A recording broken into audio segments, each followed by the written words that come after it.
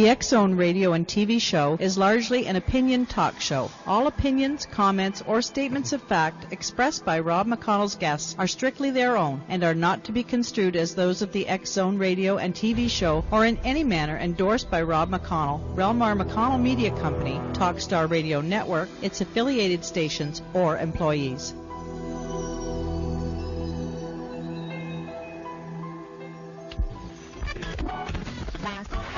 All Hit Radio.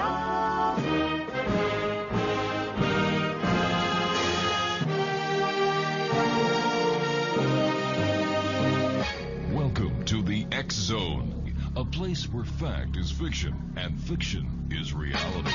Now, here's your host, Rob McConnell. My guest this hour is Bonnie Vent. She is the owner of the San Diego Paranormal Research Project. Her research of paranormal activity in the San Diego area is widely known. She received an excellent award for her research from her colleagues at Sacramento Paranormal Investigators. Bonnie was known as the resident psychic at the Villa Montezuma, where she channeled information that has been proven to be historical facts. Bonnie is considered to be a spirit advocate since she represents those who have crossed over in correcting the issues that are keeping these spirits from coming back here. She has assisted, she has assisted Thomas and Ann Whaley of the world-famous Whaley House in Old Town and Jesse Shepard of the Villa Montezuma in Sherman Heights. These projects are still ongoing. In 2005, Bonnie expanded nationally with the paranormal-related subjects in New Jersey and Texas. Her appearances on Macabre Theaters are also rolling out nationally this year. And her website is www.bonnievent.com. And Bonnie, welcome to the X Zone. How are you doing, my dear friend? Oh, I'm doing great. Thanks very much. Staying out of trouble? Oh, never.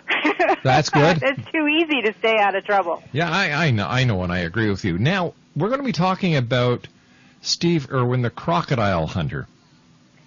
Yeah, ordinarily I would not be going public with this, but there's been some publicity lately, which I'm sure you're aware of. Yes. One that's titled Psychic John Edwards Seeks Message from Steve Irwin.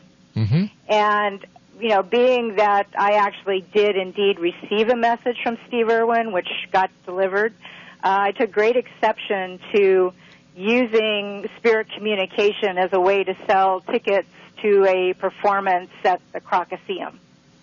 All right, what I'd like to do with you when we come back from this commercial break is talk about your channeling experience with the crocodile hunter, Steve Irwin. Bonnie Vent is our special guest, and her website is www.bonnievent.com. And welcome back. Bonnie Vent is our special guest. Bonnie, can you tell us what led you up to channeling Steve Irwin? Actually, it was a news announcement. I think you get ABC, even though you're in Canada. I was watching Good Morning America, and they made an announcement about his death, and he came in instantaneously right after that. Wow. And what did he say?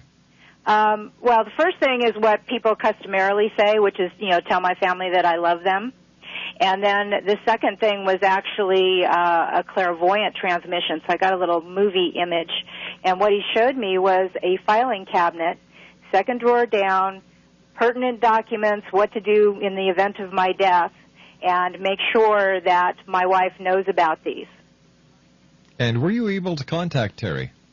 Well, ultimately it got through. Actually, this is one of the easier messages to deliver because I tell you it's quite a challenge when you get something from the person who's passed and you're trying to get a hold of the person that is, a family member and they're grieving. And these messages they come in pretty quickly. And so I'm sitting in San Diego going, how the heck am I going to get a hold of Terri Irwin? Yeah. That's the first challenge. And so I set it aside because I had other things to do that day, and I think you're aware that I work with Butch Patrick, who played Eddie Munster on The Munsters. Yes. And he actually was supposed to be doing a movie premiere. So I sent an email out to the Butch Patrick Yahoo group, which I sent you a copy of earlier today. And in that, it just says, go see the premiere. It's in Chicago if you get a chance. And it's just something that goes out to the fans. And so I get a response back from a person by the name of John Barry, who lives in Brisbane, Australia, and he was saying, you know, very cool about the movie, but we're all really upset about my family friend, Steve Irwin. Wow. And I went, wow, isn't that convenient? So I sent the message to him, and he notified me that he was going to be heading over to Terri's house, and you have all of that documented also in the emails that I sent to you. Yeah. I don't want people just to take my word for it. This is documented. Date and time stamped and everything. Yep. It certainly is. So he agreed that he was going to deliver the message, which is, you know, when you find out that, you know, he's actually an Aussie truck driver, it's pretty amazing that he would agree to do this.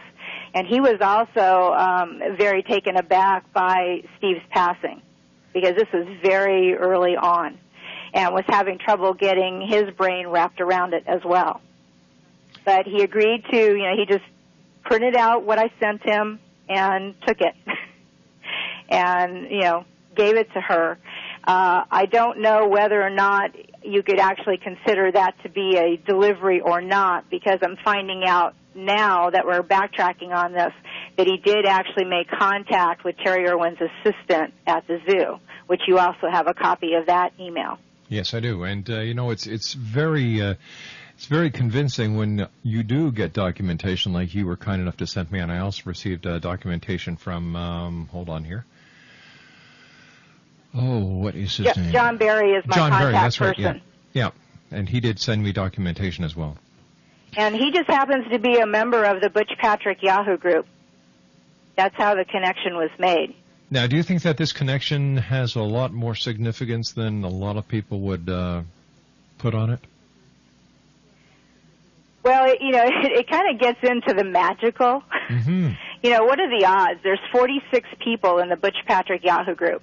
What are the odds, 1 out of 46, that one person would actually be a personal friend of Steve Irwin's? Could we call this fate, synchronicity? I would call it synchronicity. I would call it meant to be. Yeah, I would call it, freaking convenient for me. Thank you. I would call it proof, because here you have a message that is channeled to you. Not only are you very gifted and very, very talented, but Steve Irwin must have known that there was a connection and that you could get that message to Terri. Well, it's interesting when you look at the press now, and, you always have to question what you see in the press with Sure. a big question mark. Hindsight is 20/20. But, right now they're saying that Steve Irwin and John Edward were friends. Well, that's so because... why wouldn't you go to your world-famous psychic buddy to deliver your message? Well, because maybe they weren't buddy-buddy, and who is going to say otherwise that John Edward wasn't his buddy-buddy, since the person he's claiming to be his buddy-buddy is on the other side? Right. Well, maybe, too, if you give it to John Edward, is it going to wind up being international news, whereas I'll keep it quiet until such times as I feel that it's time to stand up and tell the truth about, these messages, and that they should not be publicity stunts. Is this the first time something like this has happened to you? No, What's it like getting these messages all the time, Bonnie? It can be really, really frustrating because there's a huge burden.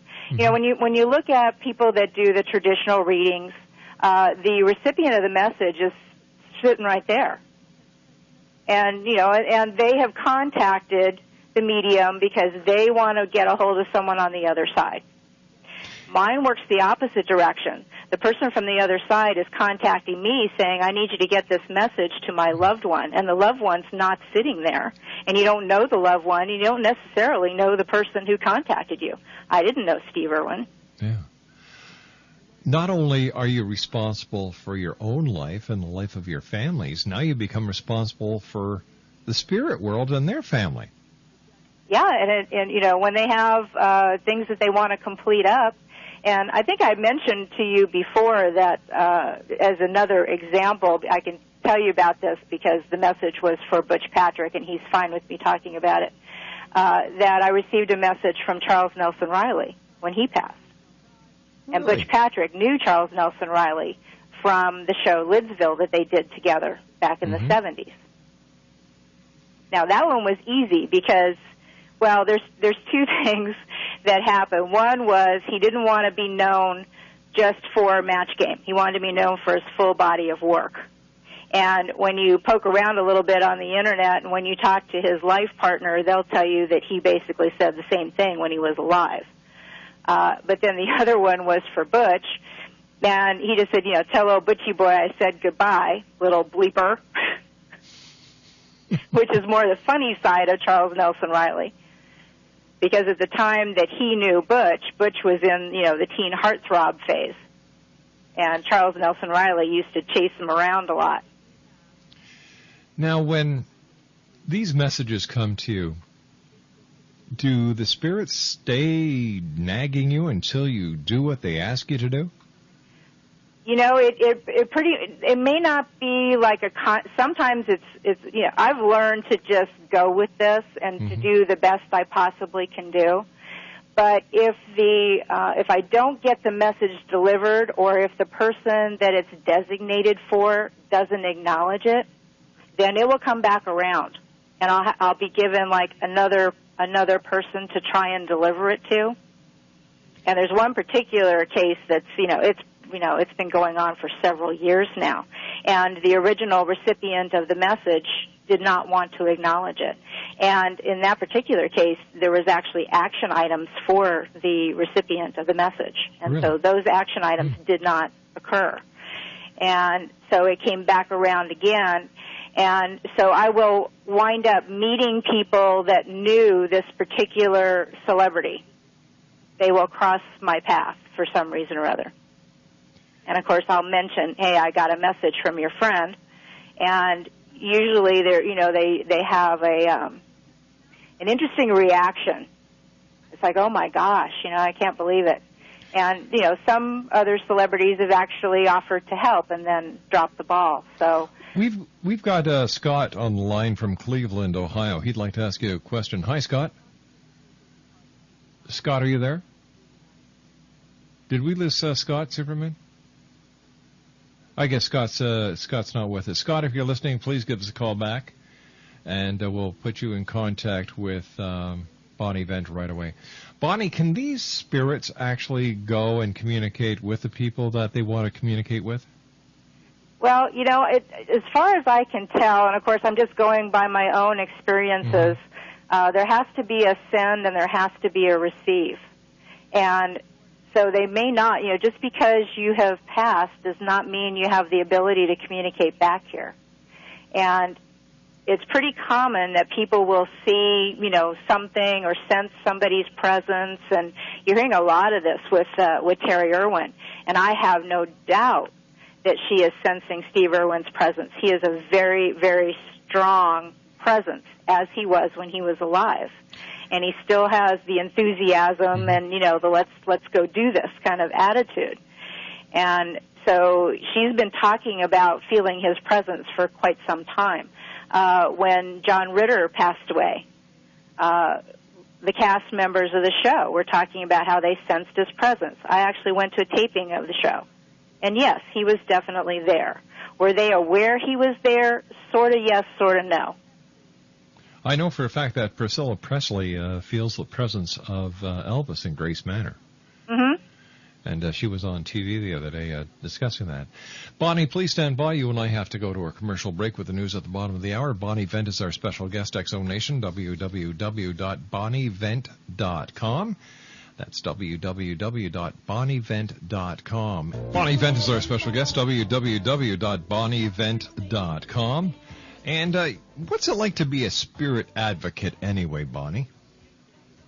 Well, as we talked about a little bit earlier, it works the opposite of what people think psychics and mediums do. And so your prior guest was talking about how you are a bright light, and they can actually see this over on the other side, and, yes. and they are attracted to that. So they know if you have the ability to communicate messages forward, and they definitely will seek you out. Bonnie, have you ever had a spirit attach themselves to you? No, I really haven't. And maybe it's because my mission statement is a little different, and I've always felt that I was protected from anything that was not good for me. And so, I don't go out to the penitentiaries and the graveyards and, those things. And so if there's, ugly demons out there, they can stay out there. I don't need to, I'm not able to be of assistance to them anyhow. What's the hardest? So I'm very grateful I have a different charter. Yeah, I guess so. What's the hardest part about being a spiritual advocate? That is the hardest part, is that the recipient of the message is not sitting there. You have to go hunt them down, excuse the expression. And, they may not be ready at the time. My obligation is to the spirit person. And, if they decide to come chat with me 2 hours after they pass, which is what happened with Steve Irwin, I have no control over that.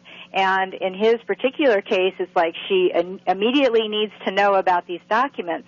And when you let the thing play out a little bit, and I got the information back from John Barry that she had located the documents, you may recall that it was in the international news that they turned down the state funeral for him.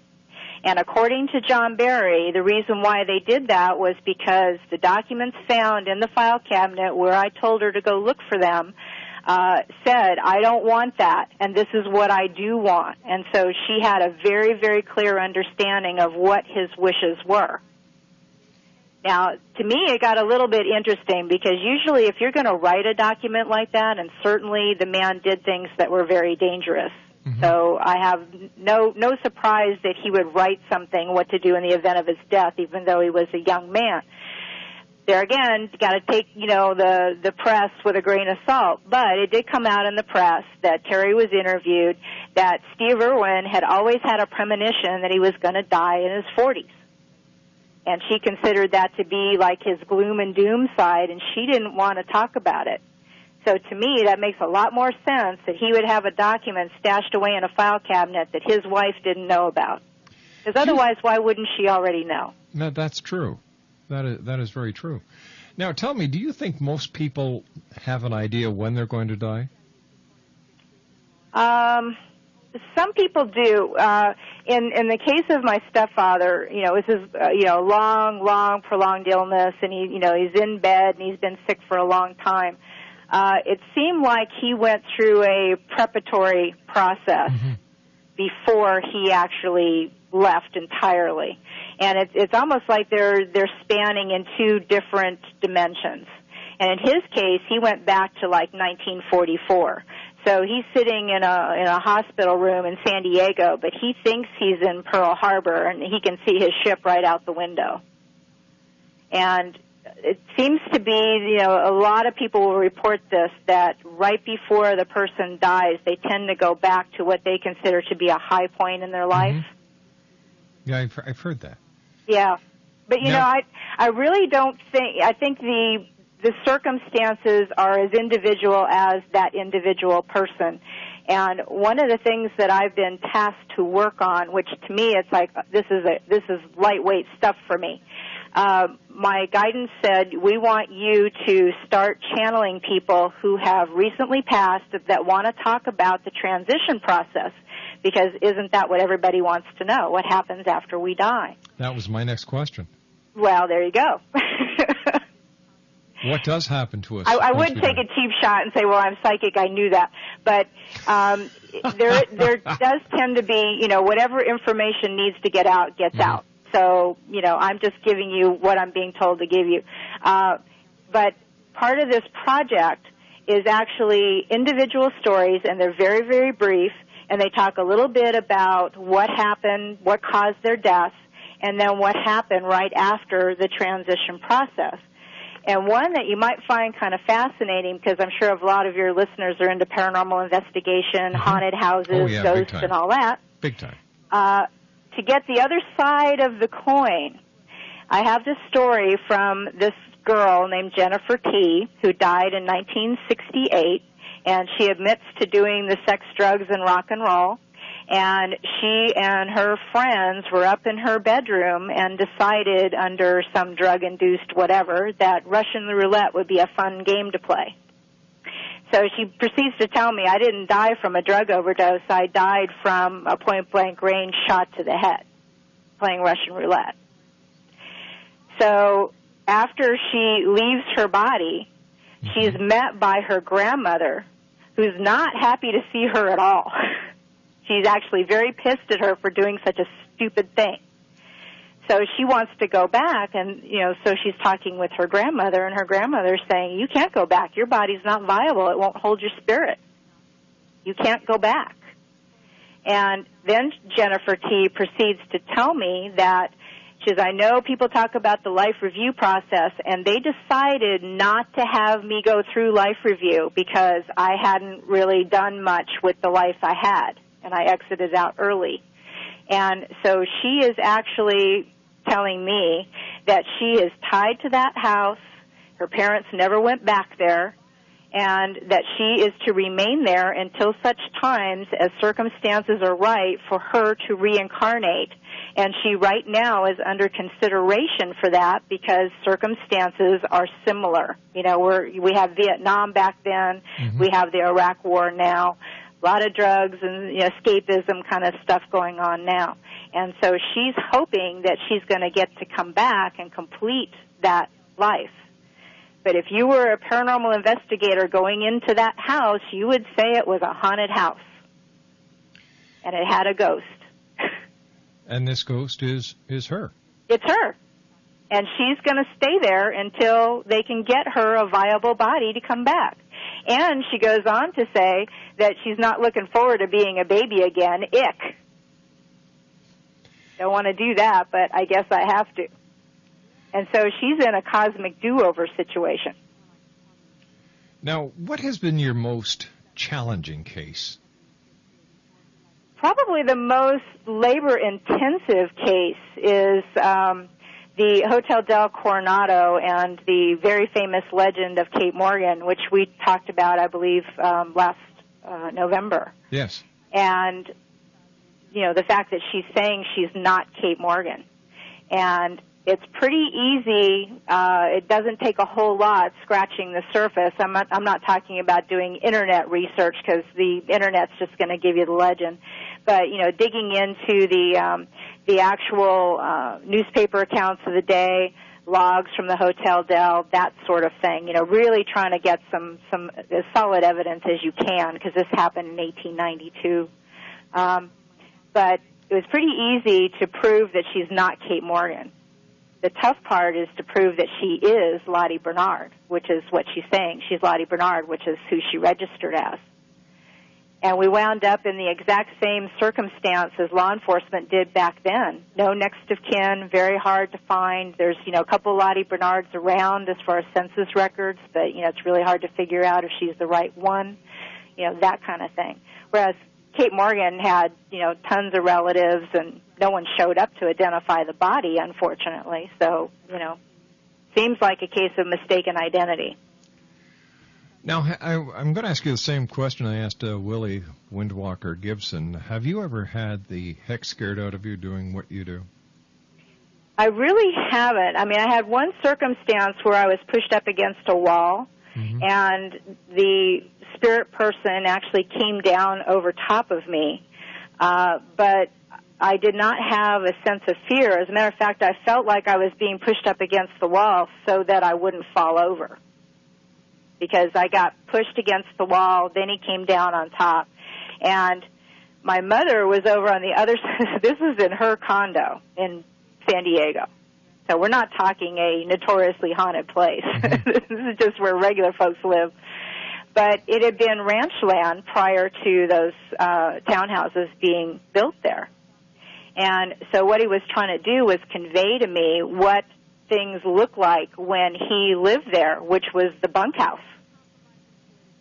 And so I'm on the inside looking out, and it looks sort of like, when you're about ready to pass out, how you get that dark cloud in front of your face? No, I've never had that happen to me. Oh, come on. You must have done it once. Nope. At least once. Nope. Anyway, it's like a dark cloud that you see in front of your face. Now, my mother's on the other side of the room, and she's actually seeing the cowboy. Now, she was afraid for my safety. Being a mom, she's looking at that going, what the hell's going on? But I was not afraid. He was just using that as a way to communicate with me. Now, he doesn't need to, superimpose on top of me, but, whatever. That was just his way. So what did your parents think of you doing what you do? It kind of runs in the family. My grandmother was from England. She was born just outside of Sherwood Forest, and so people from the UK, this is really ordinary stuff for them. And my grandmother read tea leaves and regular decks of cards. She didn't do tarot. She learned how to read regular decks of cards from a gypsy woman, and we did the thing with, levitating the heaviest guy you could find with, 2 fingers. And these were just things that you did on, Saturday night for entertainment. And so it really was not that big of a deal. So you'd go down to your local pub, have a few pints, and then levitate the guys, huh? Well, usually you do that at home, but... Once you got the guy home, you'd levitate him, I understand. Well, we don't want to get too personal here. Why not? But you would usually there be a friend or a friend of a friend that goes, hey, that sounds really cool, and you get together and you do it, and it's just the levitation thing's just a parlor trick. I don't want to give people the impression I can levitate people because I can't. But reading tea leaves and telling fortunes, that was just part of the legacy of my family. What was it like as a child being gifted? Well, I really didn't have a real strong awareness other than I always felt very different, and people always would come to me for advice. And so when I was, in grade school and really especially in high school, I would know everybody's secrets, and they would disavow knowing me when we walked down the hall. But everybody knew me. And if they had a problem, they would come to me. And for whatever reason, I would have, just tremendous amounts of wisdom in their mind as to how to rectify their problem. And so it was really a very natural kind of process for me. And so I didn't realize I was doing anything any differently until I wound up going to my high school reunion and found out that everybody thought I was the most popular person in school. And it's like, are you kidding me? You guys wouldn't even talk to me. Oh, we all knew you. And it's like, well, yeah, because you're using me for free readings. Yeah, they didn't have those little credit card readers back then. Did they? Yeah, listen, exactly. Ouija boards, are they as evil as people portray them to be, or are they evil because people don't know how to use them right? Well, there again, Ouija boards tend to be something that, teenagers do, at midnight on Saturday night because, they want to scare the crap out of themselves. I must have been a strange kid. I used to do different things midnight on a Saturday night instead of using a stupid board to try and communicate with the dead. I was interested in living back then. Ah. Well, I think it's a natural fascination. I think, the age-old question of what happens after we die, and, can you, I don't know where we got the notion that dead people can tell our future. What makes them all-knowing? Because the ones that I talk to really are like you and I. Yeah, well, if they knew their future, they would have known how to avert from getting killed or dying, unless it's a natural cause. Well, it's interesting when I get these, because I'm working on these transition stories, and they're really varied. One person died in a car accident. The car went end over end, flipped upside down, and he wound up getting impaled by a tree limb. Well, he didn't know he was going to die that day. All right, stand by. Bonnie, you and I have to take our final break for this hour. Bonnie Vent's our special guest, www.bonnievent.com. Bonnie Vent is our special guest, www.bonnievent.com. And Bonnie, how haunted is San Diego? We have 3 major, famously known haunted places. but, you have to include, individual households, too. That's where most of the hauntings are occurring, to be honest. And I actually wrote a little ebook because it was one of the most common search terms on my website, is my house haunted? And so I wrote up a little ebook that gives you some of the basics. It's not for paranormal investigators per se, but they might like giving this to potential clients before they actually go out, because it gives them a little common sense on what they need to do, and then some forms to actually document any activity, which is great if you're an investigator to have that information in your hand before you go in, because you never want to walk in cold if you don't have to. Bonnie, what would be some of the things that could tip a person off that their house is haunted? Usually they'll find missing objects, lights going off and on. It's pretty classic kind of stuff where, if there is a spirit person there, they're just trying to get your attention. They're not trying to scare you. But it's like a little kid. If they're in the room and you're ignoring them, let me talk a little louder because obviously you didn't hear me. And so, ignoring the situation is probably not the best thing to do. And even if you don't have the ability to communicate, you can still just talk out loud. You can also research some history on your house, talk to the neighbors, find out if there's any kind of legends that, are surrounding your area possibly. That can kind of give you a clue as to, who might be there. And if they're there, they have a reason why they're there. They always have a reason. Bonnie, as always, great talking with you. What are you going to be doing in the near future? Well, right now, I'm like I say, I'm working on this project where I'm actually channeling people, and they're talking about the transition process. Bonnie, thanks very much for joining us tonight. Continued success, and always look forward to the next time you're with us here in the XZone. Well, I'll keep you posted, Rob. Please do, Bonnie. It's never a dull moment, I tell you. Take care, and if you need somebody to get into trouble with, give me a call. Well, you have all my documentation, so, you can keep me honest this time. So, it's always good when you can prove out your evidence. You're honest. No I don't problem. know that many people are actually doing that. So. No, they're not. Believe me. Bonnie, take care of yourself. We'll speak to you soon. All righty. Thank you. Take care, sweetie. Bye-bye. Bye-bye. Now.